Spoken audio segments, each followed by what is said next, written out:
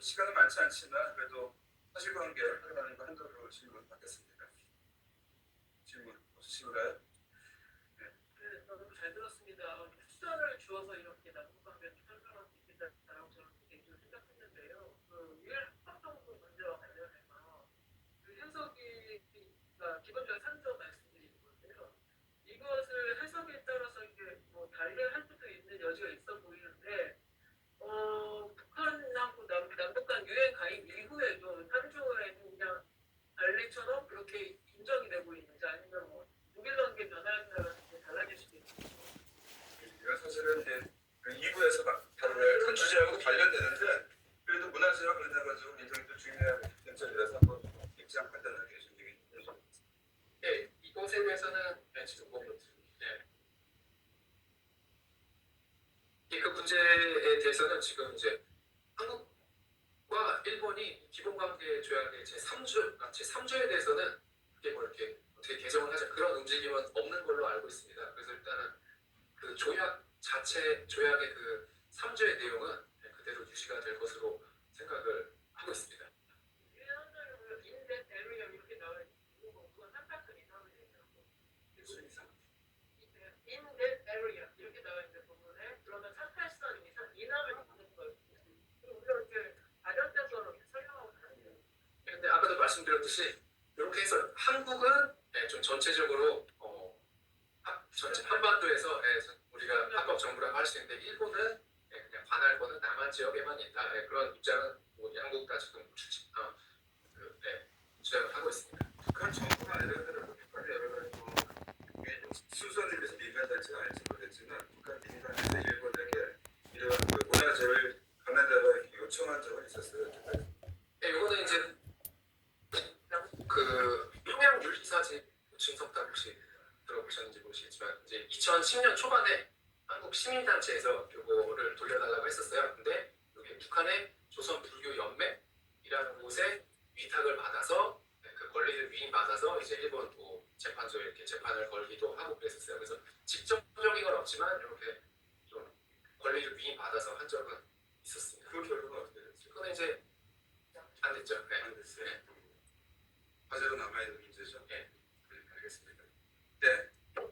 최근에 경복궁 선원전 현판이 반환됐다는 소식을 들어가지고요. 근데 그거를 반환이 된 게 정부가 매입을 해서 반환이 된 거더라고요. 네.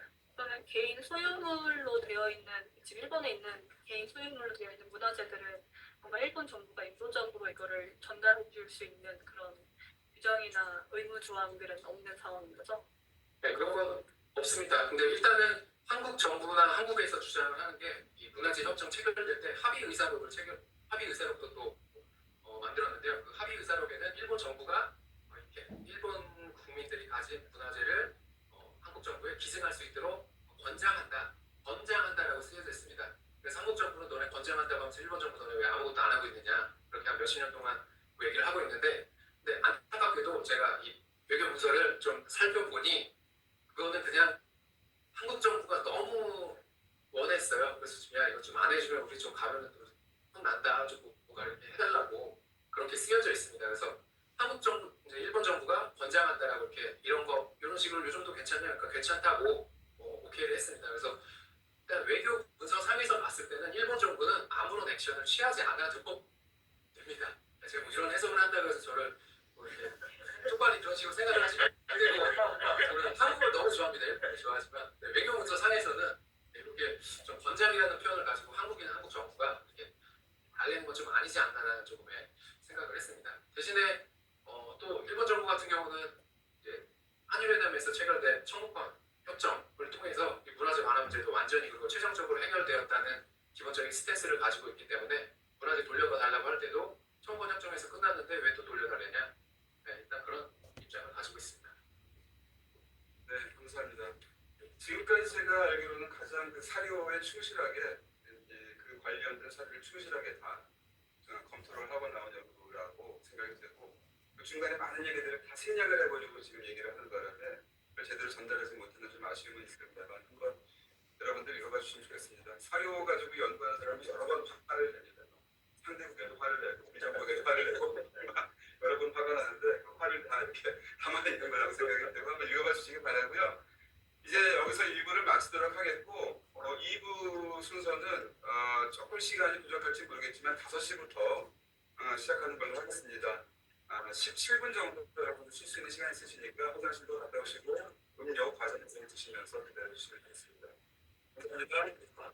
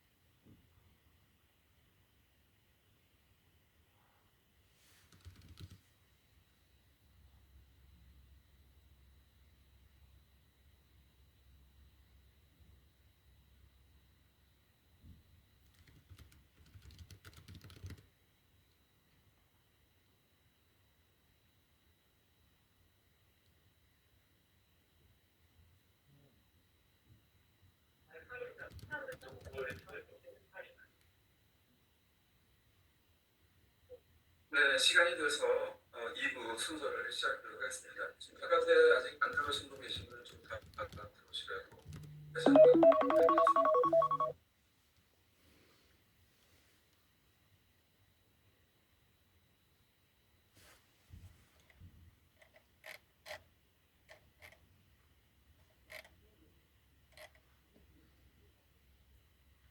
네, 기본적으로 다 들어오신 건가요? 네, 그럼 2부를 시작하겠는데요. 그 전에 잠깐 신입 회원이 계셔서 신입 회원 소개를 간단하게 좀 하고 2부로 들어가겠습니다. 이수연 박사님 환영합니다. 간단하게 자기소개 좀 부탁드리겠습니다. 마이크 좀 준비해드리겠습니다. 네, 안녕하세요. 반갑습니다. 저는 이수형이라고 하고요. 그다음에 양기정 교수님 추천했고 오늘 처음 2월달 처음 여기 신입 회원으로 입회했습니다. 잘 부탁드립니다. 저를 간단히 이력을 이야기하면은 한국외국어대학교에서 박사, 석사, 박사를 받았고요. 그다음에 전공은 나토를 좀 공부했습니다. 근데 재밌는 게 제가 국내 박사인데 한미 동맹을 하려고 하다 보니까 자꾸 이 나토라는 애가 나오더라고요. 그 얘가 뭔가 하다가 어떻게 나토를 공부하기 좀 뜻하지 않게 국내에서 유일하게 나토 박사 학위를 받은 사람 중에 한 명이고요. 그다음에 한 여기저기 서울의 대학교에서 시간 강사 좀 하다가 2005년 말쯤에 노무현정부에서 노무현 대통령 모시고 청와대에서 한 2년 정도 근무했고요. 그다음에 이제 2007년, 2008년 이명박 정부 들었을 때 도곡동에 있는 국가안보전략연구원에서 17년을 근무했습니다. 그래서 2024년 12월 31일부로 정년 퇴직을 했고요. 그래서 지금은 사실은 이제 행복해요. 저는 이제 퇴직하고 남은 사람들 다 뭐랄까 보니까 시간을 제가 자유롭게 쓸 수 있고, 그러니까 경제적인 좀 곤란이 있지만 한 10시 반쯤 일어나서 동네 카페에서 한 AI에 또 도움을 받아서 한 4시간 정도 공부를 하고 그 이후에는 운동을 하고, 그러니까 퇴직 후의 생활이 저는 시간이 더 많고 더 진짜 행복하더라고요. 그래서 이런 생활도 있구나. 그래서 되도록이면 이런 삶을 좀 유지하고자 하고요. 앞으로도 저 자주 참여하겠습니다. 많이 도와주시길 바랍니다. 그래서 반갑습니다. 많은 시간 앞으로 저 외교 과정에도 많이 투입해 주실 거라고 투자해 주실 거라고 생각하고 기대하고요. 네, 다시 한번 환영합니다. 예. 그럼 이제 2부 순서로 들어가겠습니다. 2부 순서는 이제 1부에서 발표해주신 3분 발제 내용에 대해서 코멘트하고 좀 쟁점을 찾아내서 전체적으로 토론을 하는 시간을 갖겠는데요. 제 앞에 앉아 계신 양기원 선생님을 소개하겠습니다. 양기원 선생님께서 이제 그 전반적인 총평과 토론을 해주실 건데요. 양기원 선생님은 지금 성공회대에 있는데 문재인 정부 시기에는 저와 함께 정책기획위원회에서 함께 활동도 했었고요. 그리고 문재인 정부 말기라고 해야 될까요? 주고배 총영사도 하셨습니다. 그리고 그러한 경험을 바탕으로 문재인 정부 시기에 한일 관계를 정리해서 책으로 또 작년에 내주셔가지고 한일 관계 연구하는 자에 굉장히 큰 도움을 주시고 계시고요. 한일 관계와 관련해가지고 지는 이번 정부 들어가지고 많은 연구자들이 윤 정부가 하는 거 괜찮지 않다 이쪽으로 많이 가고 있는 상황에서 유일하게 비판적인 생각으로 이 정부의 대일 외교를 굉장히 날카롭게 비판하고 계시는 분 중에 한 분입니다.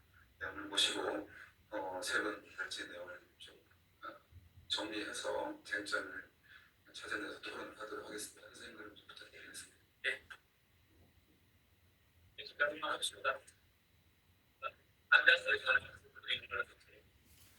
시간 얼마 정도? 한 20분 정도 쓰셔도 될 것 같은데. 그러면 최근에 이제 한일 양국 관계라든지 또는 그런 그 국내 정세까지 포함해가지고 전반적으로 좀 제가 느끼는 부분을 또 말씀 좀 드리고 한 10분 정도 드리고, 그리고 또 나머지 10분은 이제 이 세 분 아주 훌륭한 발표 잘 들었습니다. 이분들에 대해서 약간 코멘트를 하는 걸로 그렇게 할까 합니다. 무엇보다도 이제 외교광장 또 서울대 일본 연구소 해가지고 여러 가지 큰 직책을 맡으시고 한국 가장 대표적인 지질학자로서 이렇게 훌륭하게 활동하시는 우리 남기정 교수님, 그리고 많은 훌륭한 교수님과 젊은 연구자들 여러분 뵙게 돼서 다시 한번 아주 기쁘고 반갑습니다. 우리가 이제 한일 수교 60주년에서 작년부터 여러 가지 많은 준비를 하고 있고, 이 점에 있어서는 이제 여러 가지 국내 정세가 불안한 것도 있고, 일본도 약간 이제 약체 정권이긴 하지만 나름대로 이제 진행이 되고 있는 것 같습니다. 2월 22일이니까 일본 측은 상징성이 있기 때문에 그때 뭔가를 좀 하는 게 좋지 않느냐는 그런 이야기도 나오고 있는 것 같고요. 그런데 역시 이제 올해도 그렇게 쉽지만은 않습니다. 여러분 아시다시피 수교 60주년이 아니라 50주년 때도 그때 당시도 그렇게 좋지 않았습니다. 그 한일 관계뿐만 아니라 중일 관계도 마찬가지고 여러 가지 몇십 주년을 기념하는 행사 자체가 있는 건 있지만, 그렇다고 해서 그것을 맞이해가지고 뭔가 이렇게 획기적인 양국 관계 전환이라는 건 거의 없었습니다. 그런 점에서 좀 더 쿨하게 볼 필요가 있는 것 같고, 특히 이제 국내에서 여러 가지 이제 정치적인 전환이고 또 새로운 정부가 들어설 가능성도 있고, 그건 일본도 이제 참여 선거가 7월 중순 이후에 어떻게 바뀔지 모르고, 미국도 이제 완전히 올해 1월부터는 지금 트럼프 정부가 들어서면서 이런 그 기존에 있었던 캠프 데이비드 포함해가지고 동맹 관계가 크게 변화될 것이다, 이런 전망이 많이 나오는 것을 여러분 잘 아실 거라고 생각합니다. 또 역시 이제 올해는 제7강국의 문제, 7강국이니까 7강국 문제가 있고, 또 지금 두 분 정도가 강제징용을 또 이야기가 있었습니다만, 두 분 정도가 그 현금화를 과정을 지금 진행 중이거든요. 그럴 경우에는 이제 연내에 이런 현금화가 해시될 가능성도 배제할 수 없습니다. 그런 점에서 역시 이제 여전히 좀 변수가 남아있지 않나 하는 생각이 듭니다.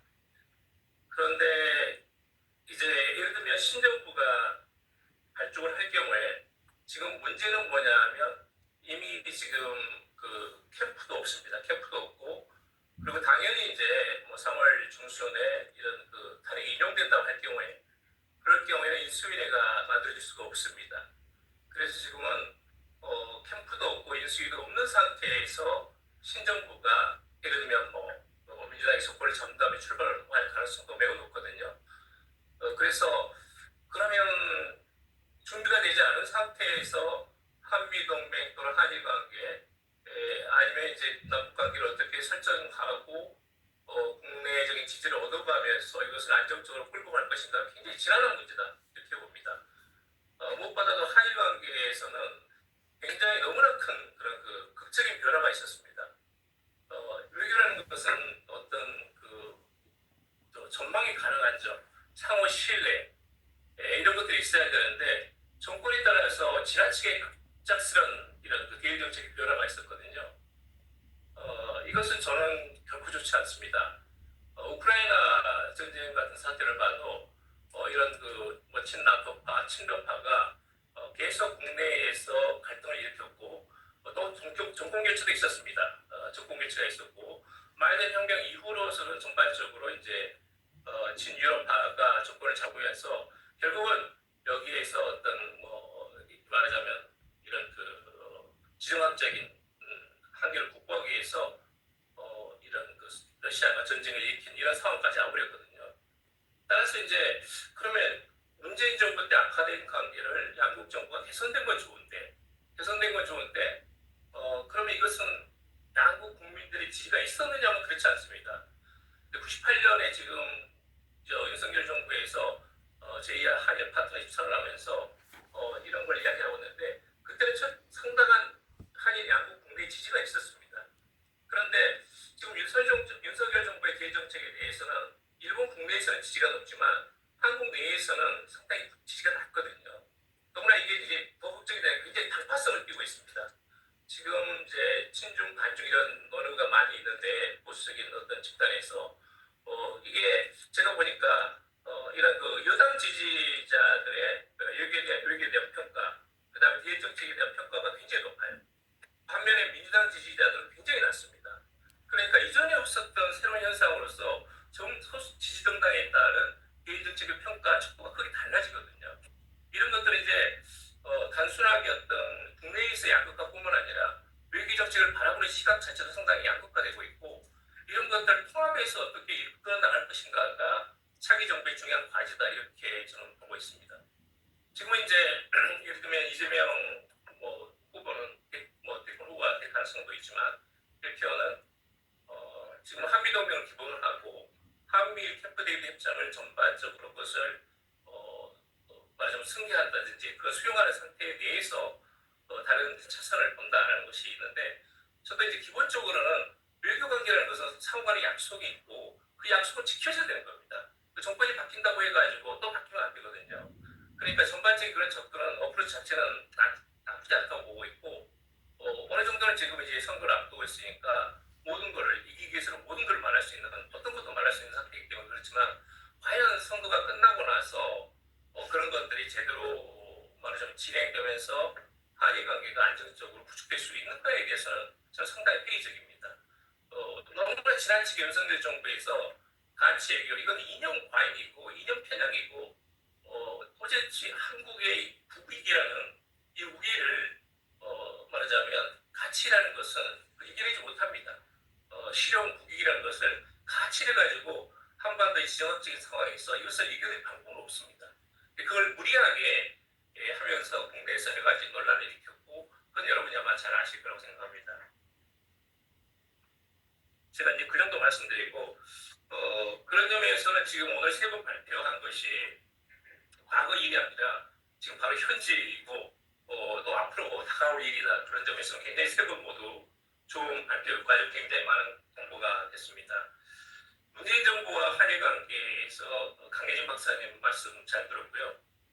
근데 제 기억 이건 이제 이런 접근법은 여러 가지가 있습니다. 여러 가지가 있고 구성주의라는 것은 어떤 국가 정체성이라든지 어떤 국민들의 어떤 그런 그 의식이라든지 이런 것들이 양국의 갈등을 부추기거나 또는 친화적인 환경으로 만들거나 하는 것은 접근은 많이 있는데 저는 기본적으로 이 접근이라는 것은 약간의 일면성은 있지만 또 일면에 좀 한계가 있다고 봐요. 저는 문재인 정부에서 한일 갈등이 커진 것은 정체성의 얘기는 아니라고 보거든요. 정체성의 갈등은 또는 대립은 아닙니다. 근데 그 부분은 분명히 이제 구성주의에서 맞는데 전반적으로 여기서 사법부 요인이 제일 컸습니다. 그러니까 2011년에 되돌아보면 2012년에 8월 달에 이명박 정부 이명박 대통령의 독도를 방문하면서 지금의 한일 갈등의 기원이거든요. 한일 갈등의 기원은 첫 스타트 지점은 2010년 8월입니다. 여러 가지 이제 정권이 교체되면서 이렇게 지지 또는 반대가 좀 또는 호감, 비호감 이렇게 등락하긴 했지만 기본적으로 2012년 8월이거든요. 근데 그 요인은 바로 그 전년 겁니다. 2011년에 나왔던 헌재에서 일본군 양국 문제에 대해서 노력하지 않은 것, 결의한 것은 헌법 위반이라는 헌재 판결이 있었거든요. 거기에 바탕으로 해가지고 한국 정부에서 수차례 이 부분에 대한 일본 측 성명을 요구했는데 그걸 일본 측이 들어주지 않았고 거기에서 이제 그 12월에 있었던 교토 노다 요시코 총리하고 그 다음에 이명박 대통령 정상회담이 그냥 거의 화장된 셈이었죠. 그리고 나서 그게 이제 쌓인 상태에서 2012년 8월에 독도를 방문한 거거든요. 그러니까 2018년도 그렇고 전형적으로 이것은 이제 그 대법원의 강제징용 판결이었고 그리고 또 이어서 이제 이건 화해취재단 해산이 있었거든요. 근데 그런 과정들은 사법부가 사실은 이제 한국 정부가 한일 갈등을 키운 건 절대 아니에요. 이 문제를 어떻게 해결하려고 많은 노력을 했지만 사법부의 판결이 나왔고 그 상권 분립된 상태에서 한국 정부가 대응할 수밖에 없었던 상황이라는 게 있거든요. 그런 점이 저는 좀 배경이 좀 깊이 있는 것 같다는 걸 좀 다시 한번 좀 참고를 해주시면 좋겠다는 생각이 들고 그 다음에 또 하나는 이제 우리 측에 제안을 많이 했습니다. 제가 그때 과정을 잘 아는데 한국 정부에서 이 문제가 악화되지 않도록 수차례 제안을 했어요. 여러 최선을 제안했습니다. 다 했습니다. 그런데 결론부터 말씀드리자면 아베 총리가 전부 다 이것을 받아들이지 않았어요. 전부 다 거부했습니다. 이게 저는 그 방탄의 기본적인 요인이 있어서 그래요. 예를 들면 그때 구체적으로 저희가 제안했던 게 징용 판결이 나올 경우에 형구만 과정이 진행되는데 그럼 이렇게 하자. 우리 정부가 일단은 한국 사법의 판결이 나왔고 지금까지 20년 넘게 당시부터 여기 대법원까지 온 거 아니야. 일본 정보 기업들도. 그러면 일본 기업들이 예를 들면 1억 원 배상 판결이 나왔다 하면 1억 원을 바로 배상 피해자들 배상을 하고 그러면 한국 정부가 기금을 구성을 해가지고 그것을 바로 일본 기업에게 피해를 다시 보전하는 식으로 하는 그런 프레임 자체를 짜자로 제안했었거든요. 그러면 당신들이 말하는 실질적인 피해가 발생하지 않는다라는 걸 가지고 설득을 했습니다. 그런데 일본 측도 이걸 거부를 했고 예를 들면 이제 화이츠이 재단 정권이 바뀌고 나서 그건 유지가 됐습니다. 위안부도 여러분 기억하실지 모르겠지만 2018년 1월달에 관계가 장관께서 기존의 학원은 다 존중한다고 이야기했어요. 그래서 화이츠 재단 나중에 이제 그 재단이 여러 가지 기능을 잃었습니다. 한 달에 제가 보니까 한 3,600만 원 정도가 유지 비용으로만 소진됐어요. 받을 분은 다 받았고 그렇지 않고 활동이 완전히 정지된 상태였어요. 그러니까 더 이상 유지할 수 있는 명분도 없었고 사전에 이미 수차례 만나가지고 아베 총리에게 설명을 했습니다. 이것은 한계가 있기 때문에 더 이상 유지할 수는 없다. 라고 했는데 일본 측에서는 그걸 핑계로 해가지고 한국 대에게 또다시 본격적으로 나서고 냈거든요. 그런 점이 상당히 아쉬운 대목이었고 그래서 우리 측에서 그러면 지금 남아있는 부분하고 한국 측이 100억 원을 공동 매칭 펀드를 해가지고 그 남은 돈 한 200억 정도를 해가지고 만들어가지고 유인이 가지고 있는 성폭력, 정치성폭력 피해자에 대한 공동 펀딩을 해가지고 글로벌하게 이 문제를 해결해 나가자고 제안했습니다. 그것도 거절했어요.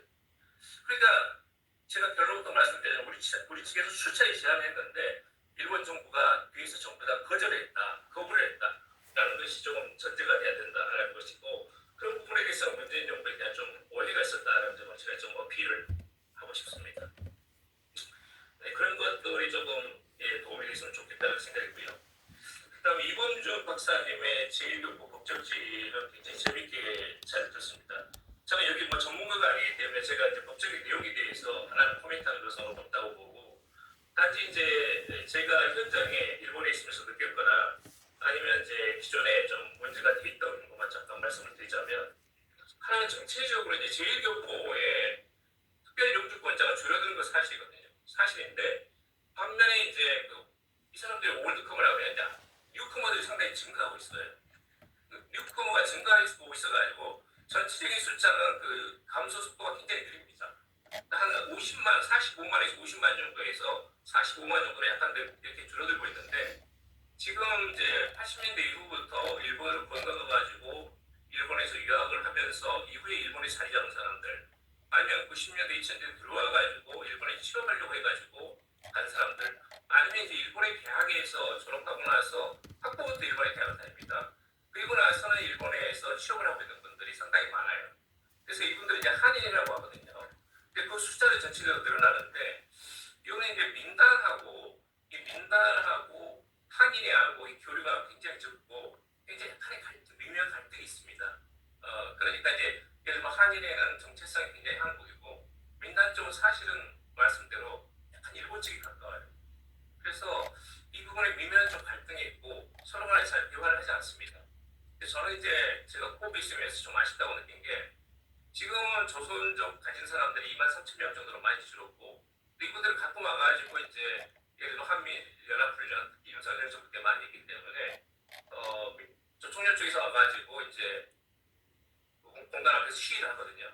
그러면 이제 뭐 경찰 영사가 있으니까 그걸 보고 나서는 숫자 확인하고 그걸 보고 나서는 이제 한국 쪽에 본부에 보고하는 그런 정도입니다.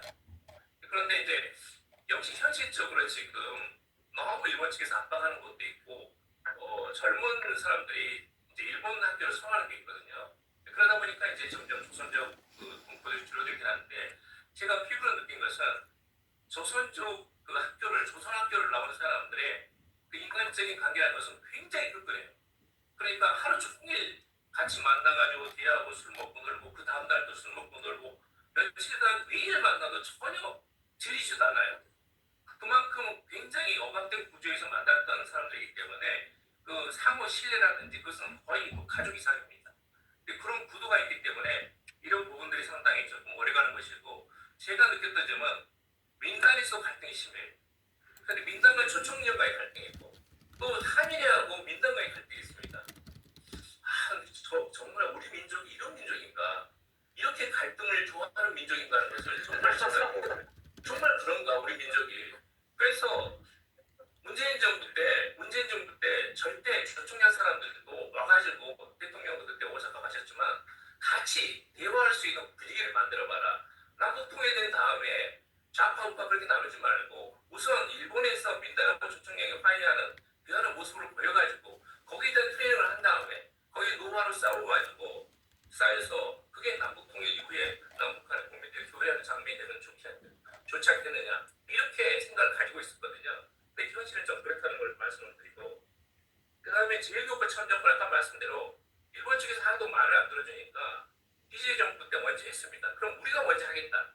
그래서 학교들이 여기 지금 그 영주권자들이 참정권을 받은 거거든요.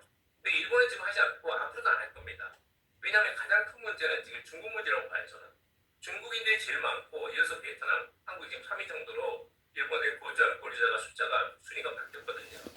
그런데 중국인들이 지금 같은 중일 간의 대립 구도에서 중국인들이 국내에서 증가하고 참정권을 한국인들만 조선인들만 줄 수 없기 때문에 전체를 외국인들한테 줘야 되는데, 중국인들에게 우리가 저는 굉장히 크고, 저는 기본적으로 참정권 문제는 한일 관계가 아니다. 그러니까 중국 문제라고 저는 봅니다. 그런 부분에서 상당히 쉽지 않다라는 걸 말씀드리고, 이제 마지막으로 이제 제1교포 한국에 있어서의 선거 참여, 이걸 저도 이제 해봤기 때문에 압니다. 전부 다 이제 그 공간에다가 그 설치를 하고, 그리고 나서는 두 군데다가 그 투표소 설치하고, 그리고 나서는 공고를 확실하게 공한 다음에, 그리고 이제 그걸 이제 공표에 보내는 겁니다. 그런데 대개 공간에 관여하는, 예를 들면 숫자가, 예를 들면 뭐 코베 같은 경우는 1,000만, 일본인은 1,000만 명이고 조선인은 한 5만, 한국인은 한 5만 정도 되거든요. 근데 하루 평일날 이제 평일날도 주말도 있지만 하루 와가지고 새벽을 포기하고 와가지고 투표하고 하기에는 일본의 교통비가 너무 비쌉니다. 그러니까 도저히 현실적으로 오기 힘들어요. 그러면 이것을 간단하게 해결하는 방법은 우편 투표하면 됩니다. 우편 투표 가능하게 하면 되거든요. 그런데 일본은 하고 있습니다. 일본은 재국민 투표에서 우편 투표가 가능해요. 제가 그렇게 알고 있거든요. 그런데 그걸 저도 이제 이야기를 해봤더니 전 세계적으로 재동포가 그렇게 투표를 해야 되는데, 예를 들면 아프리카 같은 데 거주하고 있는 분들에게는 이 등기 제도가 안 된답니다. 이 등기가 있지 않습니까? 그러면 확실하게 이 사람이 받았다 안 받았다는 것은 확인이 되는데, 아프리카 같은 데 그 제도가 일단 정착이 안 돼가지고 없는 것이기 때문에 안 된다고 하는 거예요. 그런데 일본은 왜 하고 있는지 저는 잘 모르겠어요. 그래서 이것이 상당히 재동포가 우리가 지금 전체적으로 700만 정도 보기 때문에 7,800만 보기 때문에 정말로 들어와가지고 투표를 한다면 대선 구도를 흔들 가능성이 높습니다. 그런 점에서는 국회에서 상당히 신중한 것 같아요. 이것을 저는 만약에 평등권을 주장한다면 우편 투표가 가야 되는 겁니다. 네. 지금 재동포청도 전체 예산에 지금 0.01%거든요. 재동포는 700만인데 예산은 0.01%. 우리나라 전체 예산에 한 600 몇십조에 0.01%. 이건 불공평한 거거든요. 그런 부분을 좀 개선할 필요가 있다는 생각을 제가 비전문가로서 좀 말씀을 드리고, 그 다음에 엄토론 박사님 아주 재밌게 들었습니다. 제가 이전에도 이 발표를 들은 적이 있어서 상당히 좀 다시 복기가 됐고요. 저는 이제 조금 구체적인 내용이 나왔으면 좋겠는데, 약간 이제 시간 관계에서 서론만 말씀하시고 구체적인 절차 그 내용에 있어 좀 약간 재미있는 흥미로운 그 내용 콘텐츠가 나왔으면 좋았겠다는 생각이 들었는데, 그분이 조금 약해가지고 제가 커뮤니케이션 여기 많지 않다라고 제가 잘 모르는 것도 있지만 좀 말씀드리고, 하나는 이게 윤석열 정부 들어가지고 풍분 양보를 하니까 아니 일본 측도 뭔가 선거를 보여야 될 거 아니냐 라고 몇 번 만나서 말했어요. 일본 대사관 사람도 만나서 얘기했고 일본 교수도 만나서, 그러면 예를 들어 문화재 반환 같은 것을 할 수 있거든요. 10년에 대한 해석 차이 자체가 크기 때문에 일본 기업들은 일자 강제 농비자 지원재단에 단돈 1엔도 들 수가 없다. 강제동원이라는 말이 들어가 있기 때문에 그러면 저는 그 윤석열 정부가 아까 이제 남기정 교수님이 비판적이라고 말씀하셨는데 토론당한 겁니다. 돈 안 내는 건 둘째치고 강제동원이 불법이라는 게 일본으로서는 수용할 수 없다는 것을 재확인시켜줬어요. 근데 그건 다시 한번 완전히 기정사실로 붙이는 걸로 일본은 얼마든지 이것을 활용할 수 있거든요. 이건 정말로 이건 펌프대 안보가 아니라 이건 정말 가치 해결하는 걸 가지고 나 혼자 인용 과잉에 빠져가지고 잘못된 거죠. 이걸 또다시 다음 정부에서 또 뒤집게 놓을 수도 있어요. 지금까지 만들어진 걸 또 어떻게 뒤집습니까? 그럼 이걸 전제로 해야 되는데 이걸 전제로 할 경우에 우리 국민들이 이걸 전부 다 수용할 수 있는 것이냐? 저는 그건 좀 쉽지는 않다고 봐요. 그래서 일본이 한국의 통큰 양국에 적어도 응해야 되는데 가장 할 수 있는 것이 상징성도 있고 가장 현실적으로 상당히 효과적인 것이 문화재 반환인데 그런 부분에 있어서도 수차례 제가 대화해봤지만 할 의향이 전혀 없더라고요. 경제적인 지원, 돈 문제는 이미 한국은 선진국이고 1인당 GDP가 일본보다 많기 때문에 그런 거 좋다 이거예요. 네. 강제동원 문제도 저는 기본적으로는 차기 정부에서도 현금화되는 것에 대해서 그 돈 자체는 우리 정부가 내는 게 좋습니다. 네. 그건 돈 얼마 안 되는 돈으로 할 필요는 없다고 봐요. 그래서 저는 확실하게 일본 측에 어떤 성에 있는 표시가 있어야 된다고 봅니다. 그래서 그런 부분에서 이런 앞으로 일본이 어떻게 하면 이런 문화재 반환을 통해 가지고 한일 관계가 개선되는데 일본 측이 약간 수용하고 참여할 수 있는 그런 공간을 어떻게 만들어낼 수 있는 것인가에 대해서 엄태웅 박사님 많은 좀 지원을 해주시면 좋겠다. 라는 정도만 제 말씀을 마무리하겠습니다. 너무 길어져서 죄송합니다. 네, 감사합니다. 전체적인 커멘트 총평과 함께 각자 세 분 선생님한테 몇 가지 질문을 하시는 것 같은데요. 저는 또 크게 이렇게 총평을 하고 또 이렇게 개별적인 질문을 드리면 헷갈리실 것 같아가지고 저는 먼저 세 분한테 간단하게 한두 가지 질문을 드리고 난 다음에 플로어에서 얘기를 듣고 마지막으로 좀 더 말할 수 있는 기회를 갖도록 하겠습니다.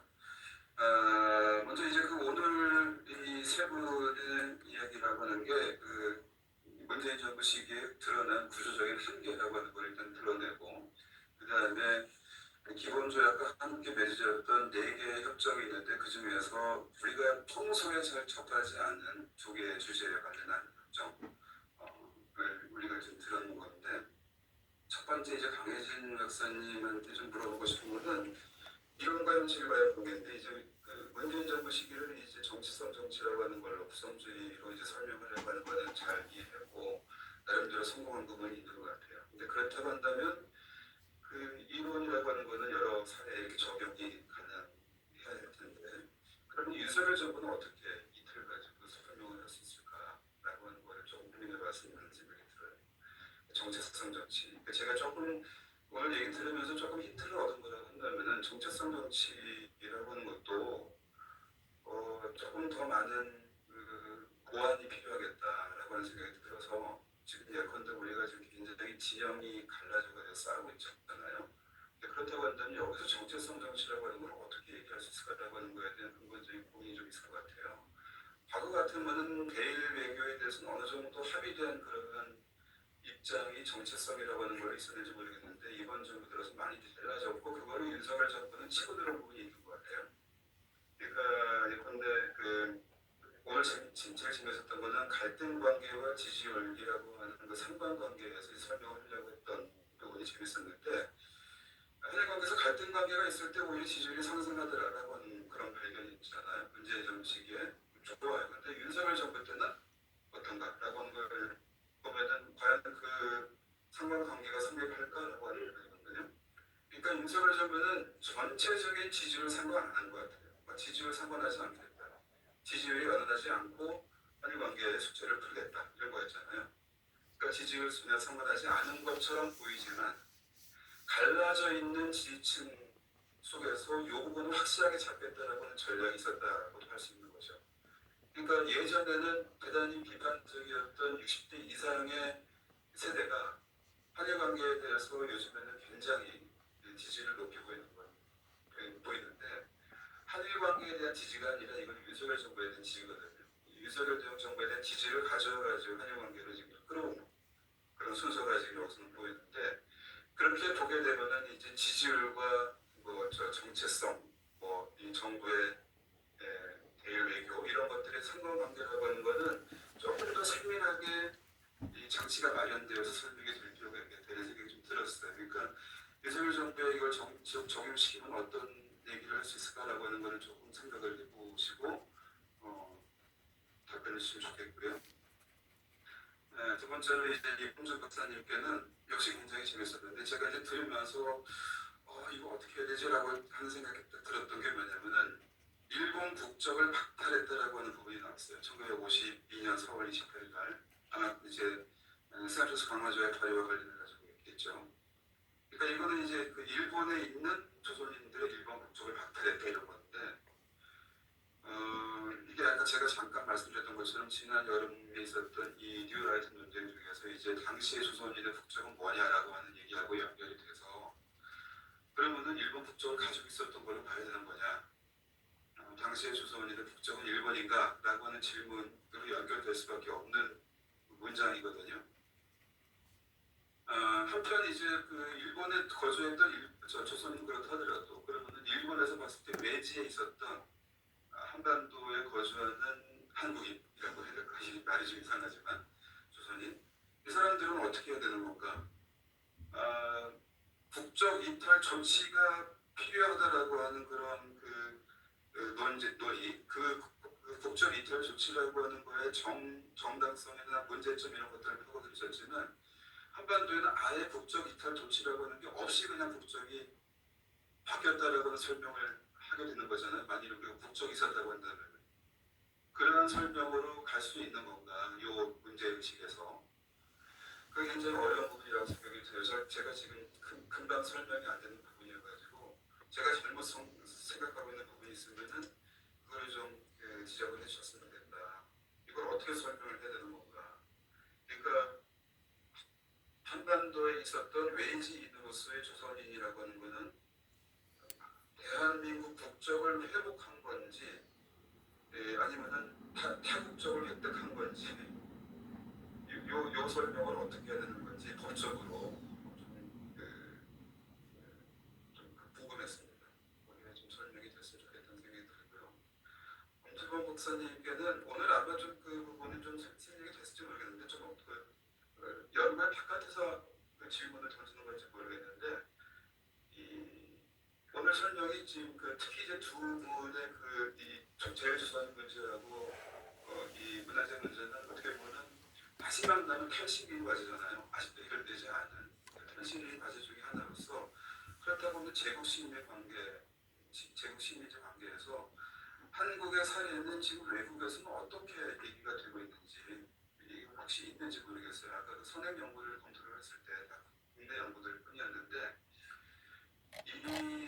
이것을 혹시 뭐 일본에서 연구하는 사람들은 한일과 맥락에서 연구하겠지만, 그런데 처음에 얘기했던 것처럼 그리스 문화재, 아프리카 문화재 이런 얘기 많이 했잖아요. 그런 얘기 하면서 특히 최근에는 뭐 프랑스와 베닌 관계라든지 또 벨기에 한국 관계라든지 이런 데서 많이 얘기들이 좀 이렇게 오고 가고 있는데, 이거는 한일 관계 사례는 어떤 걸로 정리가 되고 있는지 좀 궁금하고,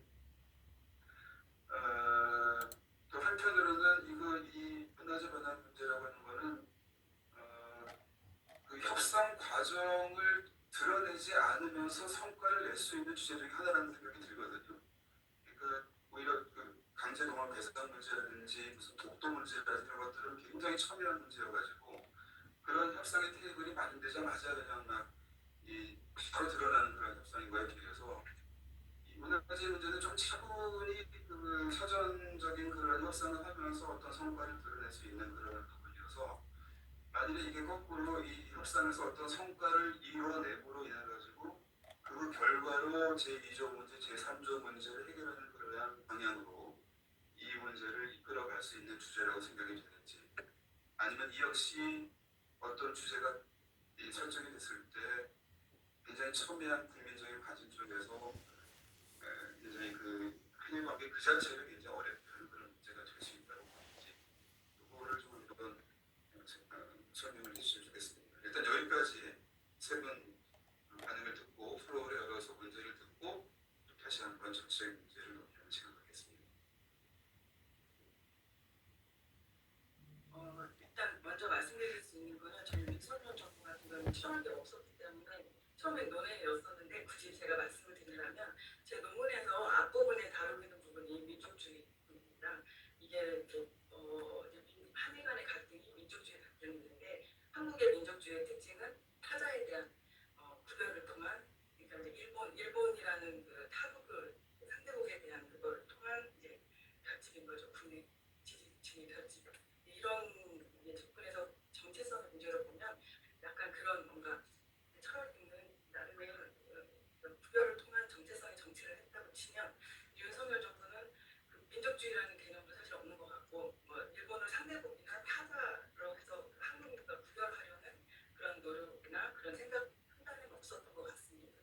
적어도 그 정부가 지지율에 이어갈 수 있었던 거는 이제 이런 그런 측면에서 접근해 볼 수 있었던 게 아닌가 싶습니다. 뭘 정체성 정치라고 해야 되는 거예요? 예, 저는 이제 한국인의 정체성이라는 윤석열 정부는 뭘 정체성의 정치, 네, 정부는 정체성 정치 이렇게 볼 수도 있겠네요. 이제 한국인이라는 측면을 많이 강조를 했던 거죠.라고 생각을 합니다. 예. 여기 선생님도 좀 한두 가지 했던 것 같은데. 그러니까 예를 들어 역사 융통 문제 국가 정체성을 대표하면서 역사 융통 그런 것이 들어갈 수 있을 것 같고 또 하나는 제가 좀 아까 말씀 못 드렸는데 지금까지 여러 가지 다양한 연구는 그러니까 아까 이제 타임 레인지를 시간을 어느 정도 이게 수개월로 봐야 단기적으로 보느냐 주기적으로 보느냐는 차이가 있다고 보는데 전체적으로 본다면 예를 들어 박근혜 정부나 이명박 정부나 전반적으로 어떤 딜 정책을 해가지고 일본 때리기를 통해서 한국 국내에서 어떤 보수 진영의 지지를 동원하는 경우는 사실은 이제 그 효과가 없다. 그것은 그 설은 성립하지 않는다는 게 그런 논문들 꽤 나왔거든요. 몇 개 나왔거든요. 그래서 그런 부분에서 이제 그 레인지를 그러니까 말씀하신 대로 분명히 그건 맞아요. 그러니까 지지율이 올라간 건 그건 일치가 되는 것 같은데 레인지를 조금 넓게 볼 경우에 단기적으로 할 수밖에 없죠. 왜냐하면 문재인 정부 때는 확실하게 역사 용도 문제를 강조했기 때문에 그건 우리 국민의 이익이라든지 인식이라든지 국민 정서에 일치하는 거거든요. 그렇기 때문에 당연히 이것은 올라갈 수밖에 없는데 그러면 정권의 전반적으로 약간 넓게 보관해서 1년 또는 2년 정도 본다든지 또는 정권 전체 임기를 본다든지 할 경우에 과연 그 가설이 입증이 될 수 있느냐에 대해서는 조금 더 고민이 필요한 것 같아요. 네, 거기까지 좀 말씀. 저도 아까 지적해 주신 부분들 다 인정하고요. 좀 더 좀 세밀한 그런 또 조건들을 더 검토해 봤었어야 된다 생각을 합니다. 두 번째는 이건 자,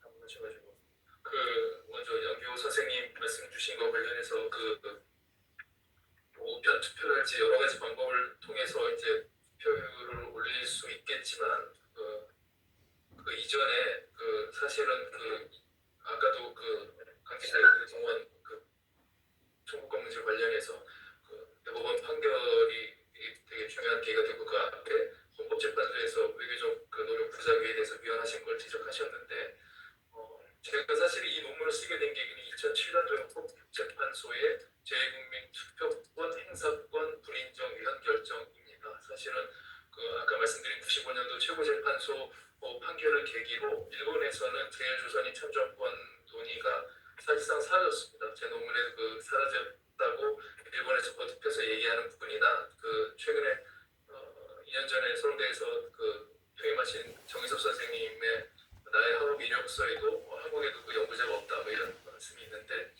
2007년도에 헌법재판소가 제일조선을 포함한 전 세계 모든 한국 국적을 가지고 있는 누구에게든지 선고할 수 있는 권리를 주었으나 그 이후에 투표율이라는 게 굉장히 미미하여서 그럼 이 사람들은 여전히 헌법재판소 결정에도 불구하고 참정권의 진공 상태에 있는 것이 아닌가에 착목해서 저는 이제 몸을 쓰기 시작한 거고요.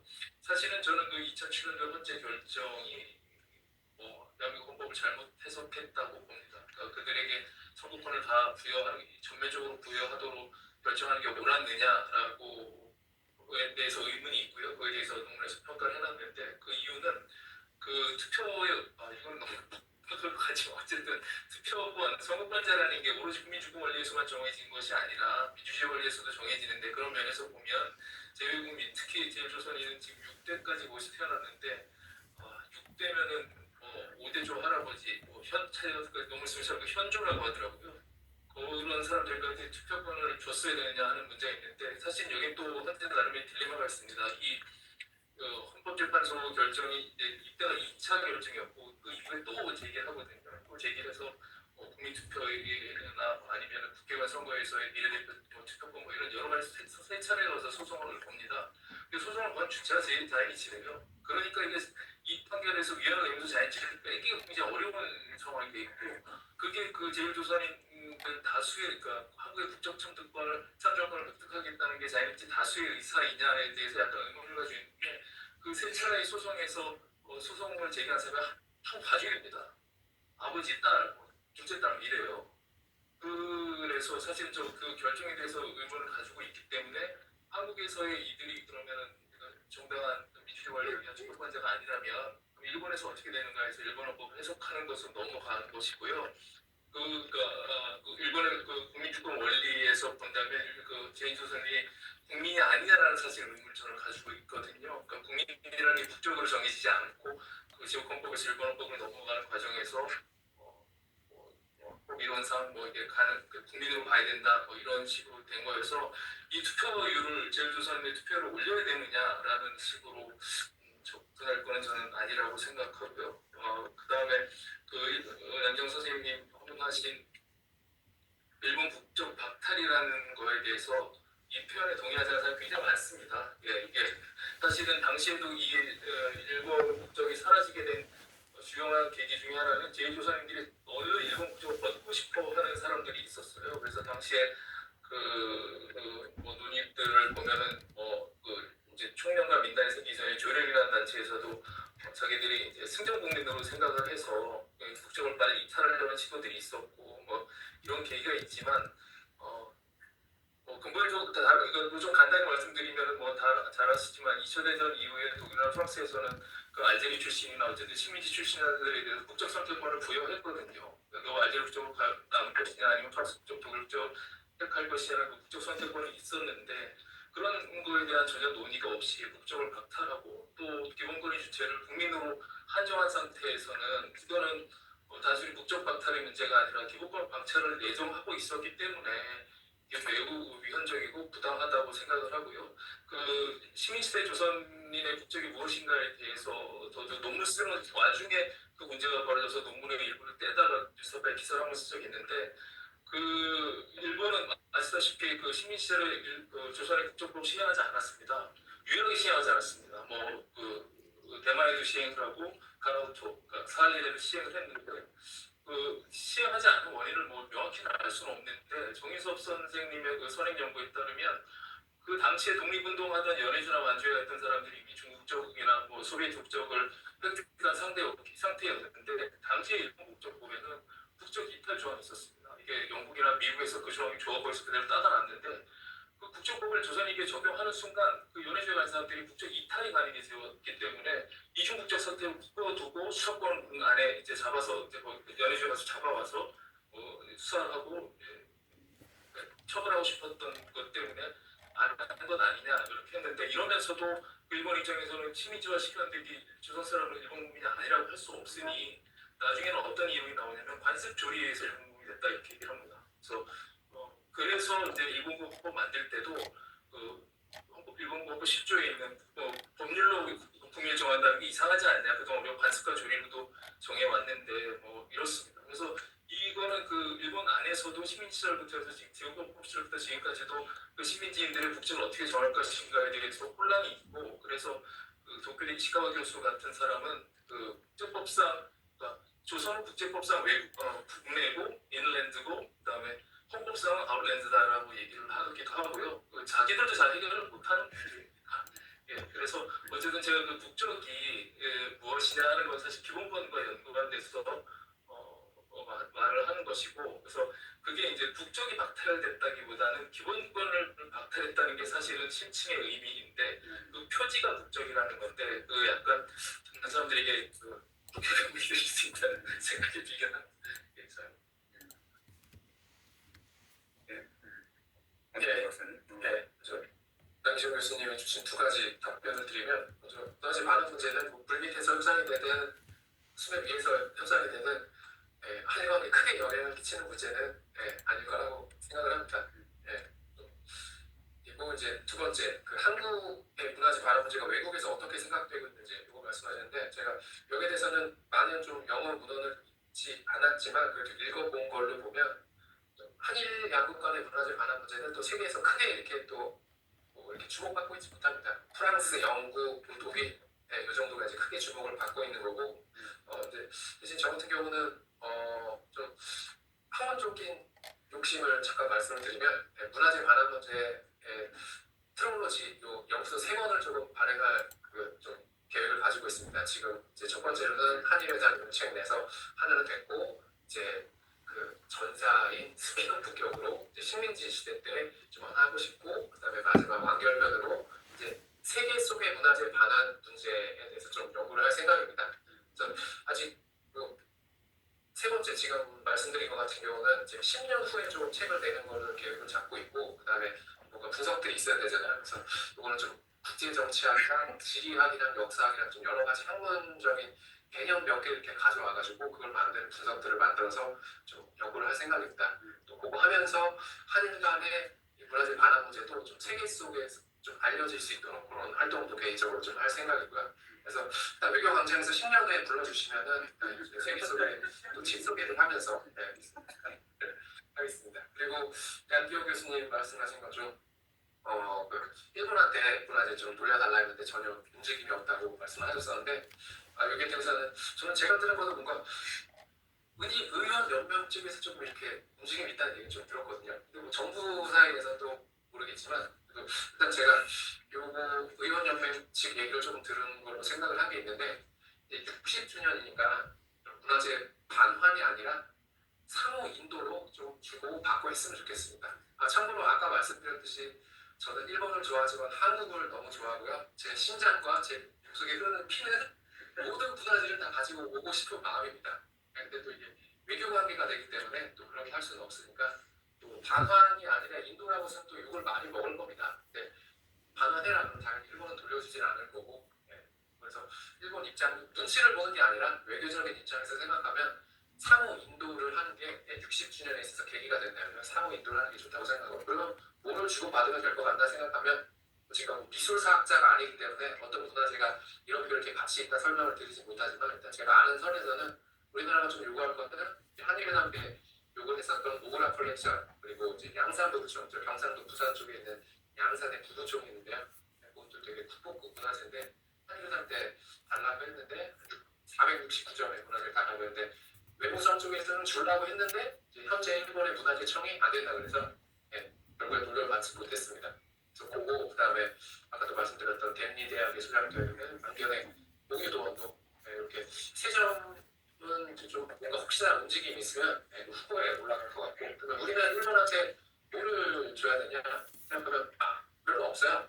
근데 그 중에 이제 일본 한일회담 때 일본 내부에서 논의됐던 게 대마도 종가 문서라는 게 있습니다. 그러니까 대마도 다이묘, 예전에 대마도 다이묘 그 집안에서 만들었던 문서가 있는데, 그게 이제 우리 한국에 3분의 1인가 정도 남아있고 일본에 어느 정도 남아있다고 합니다. 그래서 그것을 하나 대상으로 하면 좋겠고, 그리고 또 좀 하나 좀 무속상의 좀 뭔가 수단이라 그래야 되나, 그거를 말씀드리면, 그러니까 좀 재밌게 말씀드리면, 이 대마도 종가 문서 가지고 우리가 한번 장난을 쳤으면 좋겠습니다. 좀 일본 한번 놀렸으면 좋겠어요. 어떻게 놀리냐면, 이 책이 정확히 몇 권 남아있는지 모르는데, 예를 들어서 한 몇백 권 단위가 있을 거예요. 예를 들어서 500권이 있다고 치면, 우리 대마도 종가문서 500권 줄 테니까 너네 500개 해달라는 거 달라. 왜 이렇게 하냐면, 한일회담 때 일본이 이런 식으로 저희를 놀려먹었습니다. 중단기 때 106점의 문화재를 우리가 받았는데 106점에 여러 가지 있었을 거 아니에요. 근데 구슬이랑 팔찌가 있어요. 그 팔찌부터 막 팔찌 한 개잖아요. 근데 팔찌 속에 있는 구슬 20개, 그것도 한 개, 두 개, 세 개 내가지고 100점을 줬습니다. 그런데 열받으시지 않아요? 당시에 외교 교섭했을 때 우리 한국 외교관들이 이 일본의 106점 이걸 보고 얼마나 열받았을까. 저도 막 수십 년 지나서 태어난 저도 그거 보면서 와, 얘네들 어떻게 이런 짓을 할 수 있나 그런 생각을 했는데 이런 걸 한번 돌려주는 계기로 그리고 대마도 종가를 돌려주면서 한 지역이 아니라 한 책은 우리 한 500번 줄 테니까 너희도 500개 돌려달라고 그런 식으로 하는 것도 하나 조금 외교상으로 되돌려주는 걸로 좀 괜찮지 않을까 생각을 했습니다. 예, 이상입니다. 책 하나 들으면 글자 하나씩 해가지고 몇 개를 말해요? 이렇게. 네. 10년 후가 아니라 바로 저 다음 달에도 또 부를 테니까 와가지고 또 해주시면 좋겠습니다. 네, 일단 그 커멘트하고 답변 들었는데 혹시 플로어에서 여러분들 혹시 회원님들 질문 있으시면 받도록 하겠습니다. 많이는 못 받겠고 한 3개까지만 받도록 하겠습니다. 지금 2분 들었고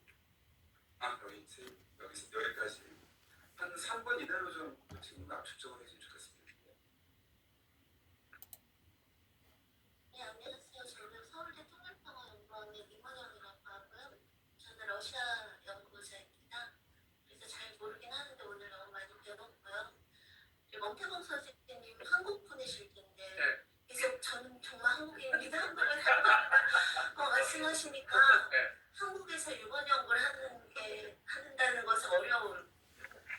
그걸 제가 다시 한번 느끼면서 그게 전 러시아 연구자가 옛날에 남해인이었는데 이제 러우 전쟁 나고 나서 저도 맨날 말만 하면 친아빠 소리를 듣기 때문에 이게 되게 동병상련이 느껴진달까요? 그래서 지금 광화문 광장에 응원봉이면 여기 외교 광장에 엄태봉 요라이팅이고요.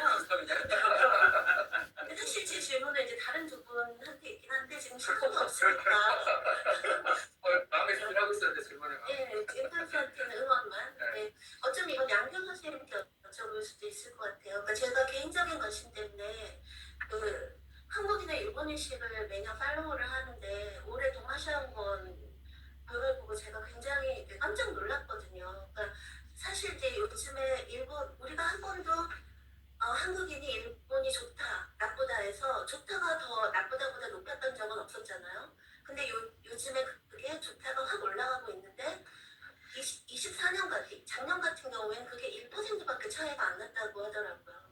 그러니까 1년 동안에 2023년에 비해서 좋다가 거의 13%가 뛰고 싫다는 거의 비슷하게 내려간 거죠. 그리고 저는 이렇게 일본 좋다가 확 올라간 게 아무래도 20대 MZ세대겠구나라고 생각을 했거든요. 근데 세대별 비교를 보니까 20대는 0.1% 올라갔더라고요.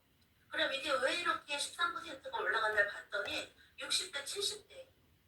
그러니까 70대가 작년에는 일본 좋다 해서 꽁지였는데 올해 1등이 돼버렸고요. 거의 30%가 뛰었다는 말이죠.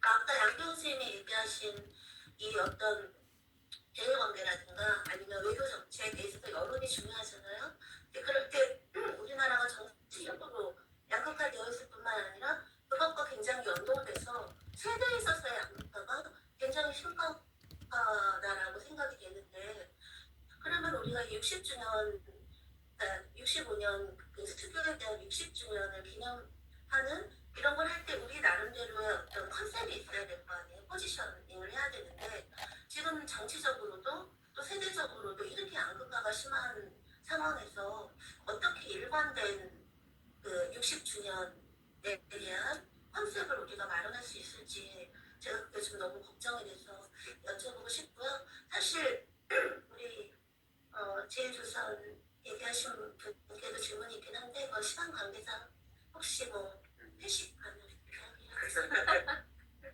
이범준 박사님 회식을 꼭 가주셔야 되겠습니다. 네, 또 질문 다 듣고 난 다음에 하겠습니다. 고맙습니다. 오늘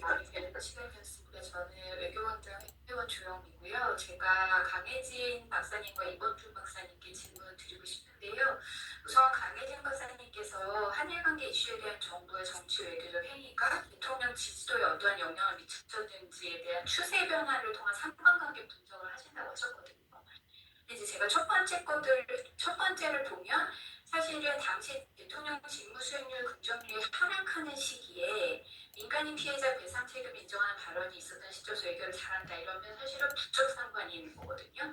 근데 그 다음에 표에서는 또 대통령 지지율이 그렇게 하락하고 있지 않은데 내용에서 그 이야기를 했던 것에 대한 부분을 되게 중요하게 얘기하고 계십니다. 사실 이거는 상관관계라고 이야기할 수 있는 것인지라고 하는 거고요.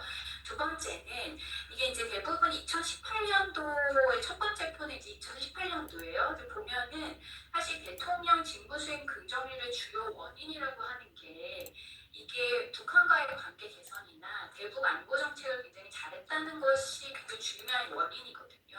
근데 그런 측면하고 이 그 한일 갈등과의 상관관계를 학술적으로 어떻게 설명할 수 있을 것인가에 대한 부분이 이 연구의 결과에 굉장히 중요한 영향을 미치는 거라고 보여져요. 그래서 그것과 관련해서 설명을 좀 해주시면 더 좋을 것 같다 생각이 들었고, 두 번째 이범준 선생님께 질문 드리고 싶은 것은 들으면서 이제 사실은 이게 이 직방 참정권도 그렇고 뭐 예를 들면 공무원 채용 승진 관련한 것도 그렇고 그냥 말씀드릴게요. 이런 부분이 사실은 헌법적인 부분도 있지만 사실 사회 운동 자체는 굉장히 강하다는 생각이 들었거든요. 근데 이제 제가 이제 보편적 인권 정책 공포를 본 게 2018년에 일본 관련해서 권고사항 중에 나온 것이 지방 참정권하고 그리고 공무원 채용 승진과 관련한 부분이에요. 그래서 사실 이게 이제 인권 인종차별 설계 협약하고 안보협약하고 연결되는 부분인데 그 이후에 일본 사회 내에서는 이러한 운동과 관련한 변화들이 있는지 그거 알려주세요.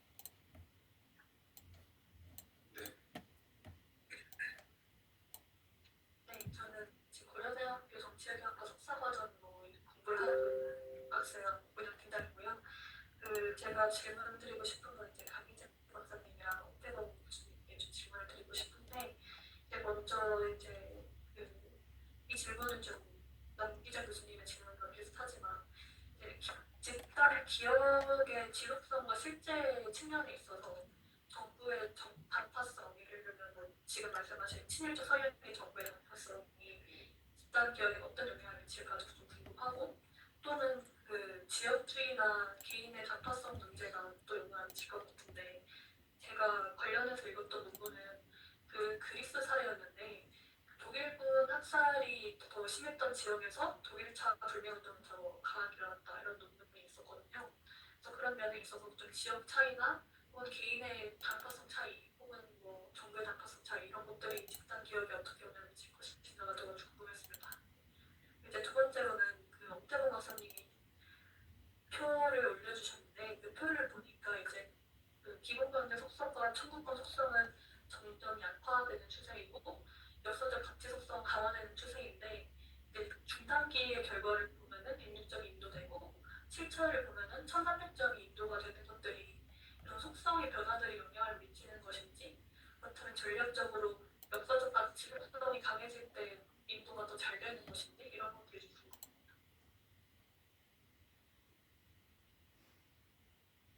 네, 감사합니다. 굉장히 이 협조를 잘 해주셔가지고 한 10분 정도만 오버될 수 있을 정도의 내용으로 지금 질문해 주셨고, 그 정도 시간에 지금 답변을 좀 드려야 될 것 같은데요. 두 분, 한 분, 그다음에 한 분 이렇게 좀 질문이 올 것 같아요. 두 분인가? 두 가지로 해가지고 일단 답변을 결론으로 일단 내주시고, 그걸 부연 설명하는 문장을 한 3문장 정도로 답변을 해주시고 싶겠습니다. 네, 죄송합니다. 지금 지적해 주신 부분들은 저도 작성하면서 약간 좀 짜맞추기식이 아닐까 하는 생각을 하면서 저도 하긴 했는데, 약간 이게 또 여론조사 결과라는 게 반영되는 시점에도 시차가 좀 발생할 수도 있고, 근데 저가 그냥 크게 보려고 했던 부분은 한일 갈등이 있었던 그 시점을 조금 보려고, 변곡점 시점을 좀 보려고 했던 건데, 그때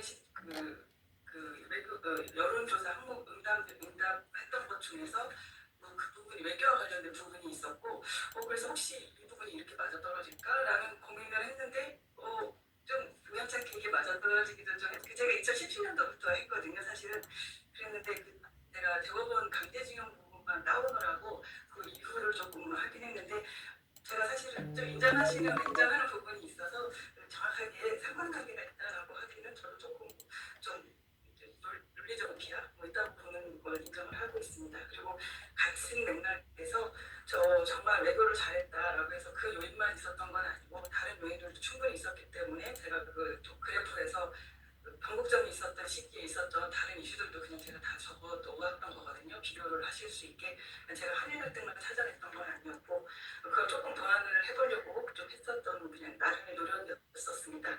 그리고 아까 세 번째로 집단 기업 그 정부의 단파성의 문제가 이제 말씀하셨는데 아까 제가 기업의 정치라는 부분을 말씀을 드릴 때 대한기업이라는 부분과 그리고 그 두 가지 기업에 대해서 말씀드렸잖아요. 정부에서 주도적으로 인정한 기존의 그 기업이 있다는 부분.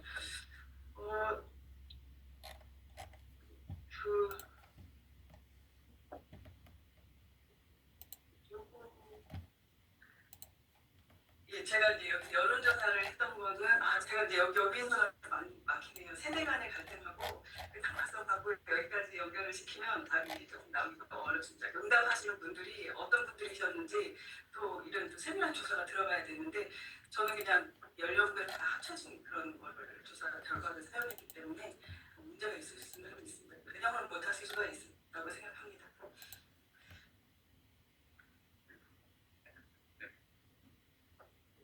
예, 광화문의 응원봉 외교관장의 엄태봉. 그래서 결론 말씀드리면 청구권 속성이 약화되었을 때 한일회담에서는 문화재가 인도가 되었습니다. 즉 이제 기본관계의 문제라든지 역사적 가치 속성이 아니라 이제 반환과 기승의 문제가 인도로 합의되었을 때 그게 이제 인도로 합의되었을 때를 이제 청구권 속성이 약화되었다라고 제가 그렇게 설명을 했는데 그럴 때 이제 문화재가 반환이 되었습니다. 자세한 건 뭐 회식 때나 다른 기회 있으면 좀 더 사를 주셔서 말씀드리겠습니다. 네. 감사합니다. 이렇게 말씀드리겠습니다. 그 법적인 부분도 있지만 사회운동을 해결할 수 있는 건 아닌지 지적을 주셨는데요. 맞는 말씀이고요. 이게 안 돼서 헌법적 운동으로 이제 가게 된 배경이 있습니다. 그러니까 지금 말씀 주신 지방참정권 운동하고 그 정한균 간호사가 낸 그 관리직 그 승진 시험의 응시 자격 문제에 대한 최고재판소 소송이 이제 두 개가 둘 다 기각이 됐는데 그 보통 일본에서 공무담임권 문제는 직업의 자유 문제로 다뤄지긴 하지만 근본적으로는 공무원의 고위직 공무원은 국민주권 권리를 쓰기도 하기 때문에 지방참정 문제와 연관이 돼 있거든요. 근데 맨초 제일조선인들도 사회운동을 해결하려고 했는데 그게 이제 순환 논리가 돼 있습니다. 그러니까 사회 문제를 해결하려는데 그 참정권이 없기 때문에 그게 안 들어지는 거예요. 그러니까 안 들어지다 보니까는 소송이라는 절차로 넘어갔는데 아시다시피 대한민국 1988년에 헌법재판소 생겨가지고 지금까지 위원이 700건 정도 나왔습니다. 근데 일본은 1947년 재판소가 새롭게 생겨서 지금까지 위원이 20건 나왔습니다. 일본은 그 사법이라는 것이 거의 기능하지 않는 나라 중에 하나인데 그럼에도 불구하고 사법소송을 제기했는데 안 되니까는 말씀하신 이제 유엔이나 어디가 찾아가지고 2018년에 이제 권고를 받아냈는데 그 권고를 받아낸 그 김창호 변호사는 제일조선인 최초의 그 한국적 변호사인 김경 변호사 아들이거든요.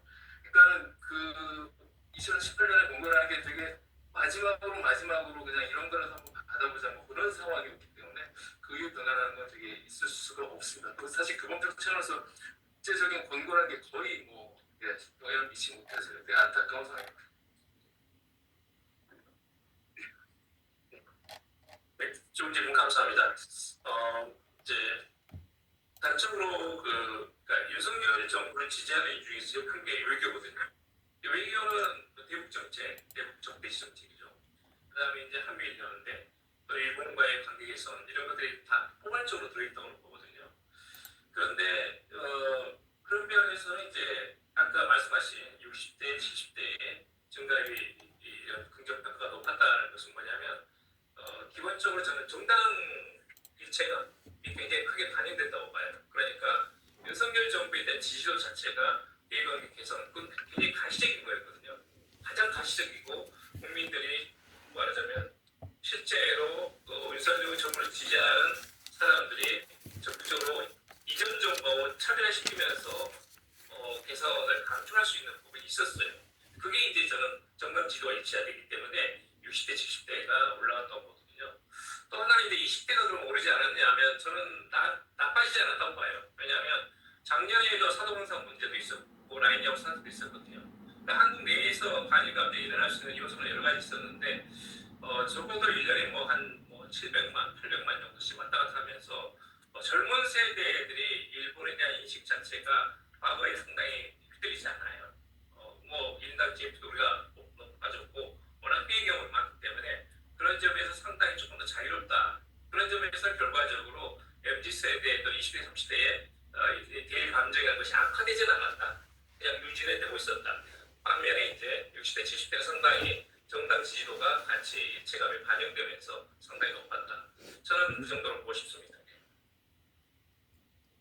예, 감사합니다. 지금 굉장히 길게 회의를 해왔는데 굉장히 밀도 있고 긴장감 있게 진행될 것 같아요. 저기 마지막에 답변을 좀 짧게 해달라고 제가 부탁드렸던 거는 제가 발언할 수 있는 시간을 좀 확보하고 싶었습니다. 그래서 마지막 5분만 정도만 조금 더 집중했으면 좋겠는데 오늘 회의의 의미라든지 오늘 우리가 꼭 좀 이렇게 염두에 두고 한 해를 갖다가 지내야 하는 그런 주제에 대해서는 잠깐 말씀드릴게요. 처음에 이제 2부에서 양기고 선생님께서 대일 외교, 현재 대일 외교와 그동안의 대일 외교 문제점 이런 것들을 쭉 짚어주셨는데 그 중에서 이제 특히 이제 이 기본 조약을 어떻게 할 것인가라고 하는 문제가 올해 가장 큰 화두가 될 것 같아요. 오늘 얘기하고도 다 연결이 되는 건데 올해 작년부터 제가 여러 가지 이제 경고를 해왔습니다만 올해가 60주년을 해서 신한일 공동선언의 움직임이 있었지 않습니까?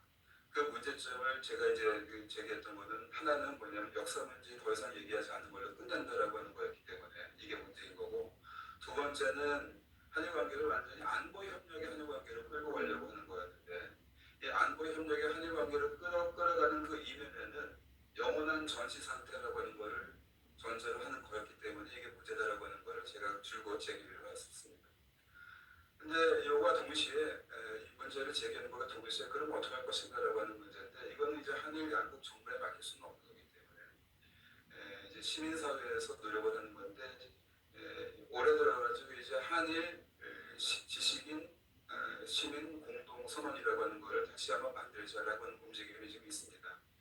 그래서 벌써 한두 달 지금 진행되고 있는데 작년 말부터 해서 이제 그 문안을 만들어가는 데서부터 이제 저는 또 여러 가지로 그 역할을 해야 하는 그런 상황이 있어서 굉장히 좀 어렵습니다. 한국 안에서도 생각이 일치되지 않는 부분이 있고 일본 시민사회 안에서도 더 이상 상정하지 말자라고 할 정도로까지 틈이 벌어져가지고 힘들어하는 부분이 있고 한일 간에도 물론 문제가 있습니다. 그래서 윤독해만 하더라도 한 달 동안 해야 될 것 같은데 그 중에서 가장 핵심적인 문제는 불법 문제입니다. 한일 간에 이 식민 지배의 불법성이라고 하는 걸 과연 이 워딩을 넣을 것인가 말 것인가 이거 가지고 싸우는 겁니다. 한일 간에도 싸우고 한국과 일본 안에서도 싸우는 거죠.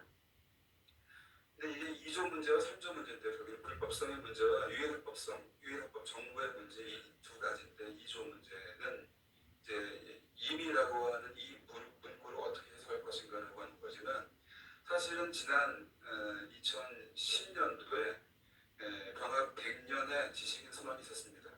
그때 이 워딩을 넣기 위해서 무던히 노력했습니다. 그 당시 한국에서는 김영호 장관, 일본에서 와다 선생님이 참고가 돼가지고 그때도 굉장히 어려운 상황에서 불법성이라고 문제를 넣고 싶어 했는데 결국 당시에 어떻게 됐냐면은 한국 정부의 해석은 불법 무효다. 그런데 그동안의 연구가 보여주는 것처럼 한국 병합은 불이 부정한 행위다. 그래서 불이 부정한 행위이기 때문에 그러한 의미에서 한국 정부의 해석을 수용한다라고 하는 정도로 되어 있습니다. 그러니까 일본 정부가 불법 불이한 것이다라고 하는 것까지는 아직은 스스로의 워딩으로 받아들이지 못한 상황이에요. 그러니까 이거를 한 단계 진전시키자라고 하는 게 이번 올해의 숙제가 남아 있습니다. 그런데 이제 이걸 가지고 갔더니 일본 안에서도 논쟁이 벌어진 건데 와다 선생님 같은 경우에는 이 문건을 만들어서 그냥 선언하는 거에 그치는 거라면 의미가 없지 않느냐. 이 선언을 가지고 양국 정부를 압박을 해가지고 뭔가를 만들어내는 거 아니냐. 정부가 받아들일 수 있는 워딩을 해야 되는 거 아니냐라고 하는 점에서 불법이라고 하는 거를 이다라고 하는 식으로 연결하지 말고 그 안에 뭔가를 넣어보자라고 하는 수준으로 지금 얘기를 하고 있는 거예요. 그런데 일본 안에서도 도스카 에스로라는 국제법 학자는 아니 여태까지 해온 게 우리가 연구해온 게 불법이라고 하는 걸 확정하기 위해서 왔는데 그 무슨 소리냐. 그래서 그 안에서 지금 싸움이 벌어져가지고 그 일본 안에서 지금 논쟁이 벌어지고 있는 상황입니다. 그래서 우리 안에서도 워딩을 만들어가면서 일본하고 이렇게 뭐 메일로 아니면 전화로 주고받는 게 지금 만들어가고 있지만 이 문제에 또 하나 얽혀 있는 게 3조 문제가 얽혀 있는 겁니다. 그래서 아까 막 얘기 나왔던 것이 인덴 에어리어라고 하는 이 관할권이라고 하는 문제하고 연결해가지고 유일합법성이라고 하는 것이 지금 북일 관계에서 문제가 되고 있기 때문에 와다와키 교수는 이 북일 관계를 진전시키기 위해서라도 이거는 일본 정부의 해석에 좀 일치시켜 달라라고 하는 게 요구였습니다. 그런데 이 문제는 또 아시겠지만 우리 헌법 문제하고도 연결이 된다. 헌법 3조가 또 이 문제입니다. 그래서 헌법 개정을 또 요구하는 문제이기 때문에 쉽지 않습니다.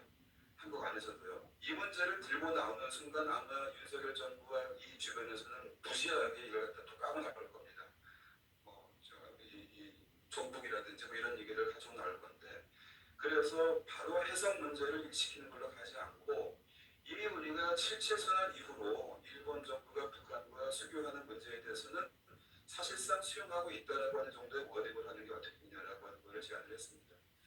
그래서 갔는데 만일에 일본에서 불법이라고 하는 것을 만일에 수용하는 걸로 간다고 한다면은 우리도 더 나아가가지고 그러면은 이 해석 문제는 일본 정부 해석이 일시킨다라고 한 데까지 가는 게 어떻겠느냐. 우리도 한 단계 더 나아가고 일본도 한 단계 더 나아가서 완전 해석 문제를 갖다 일치시켜 보는 걸로 가자라고 하는 데까지가 지금 논의가 되고 있는 상황입니다. 물론 근데 이런 얘기를 하면은 외교관 우리 외교관들이 뒤에서 총을 쏴요. 아니 그거 뭐 그러면은 뭐 be right 하자는 거냐 이런 항상 영어를 쓰면서 해석의 일치 문제를 가지고 있는데 그럼 뭐 새로운 협정 조약 맺자고 하는 거냐 그거 불가능한 거 알지 않느냐 왜 그런 헛노력을 드리려고 하냐 이런 식으로 나오지만 그럼에도 불구하고 시민사회는 거기까지 가보자고 하는 얘기가 지금까지 나와 있습니다. 만일에 그렇게 내가 2조 문제, 3조 문제가 그렇게 해석이 일치가 된다고 한다면 아마 오늘의 두 주제도 상당히 다른 부분에서 접근이 되어야 될 것이고 논지가 전개가 되어야 될 거라고 하는 생각이 들고요. 거기까지 코멘트를 하고 조금 이상도 더 넘어갔지만 여기에서 오늘 회의를 전체적으로 마치도록 하겠습니다. 감사합니다.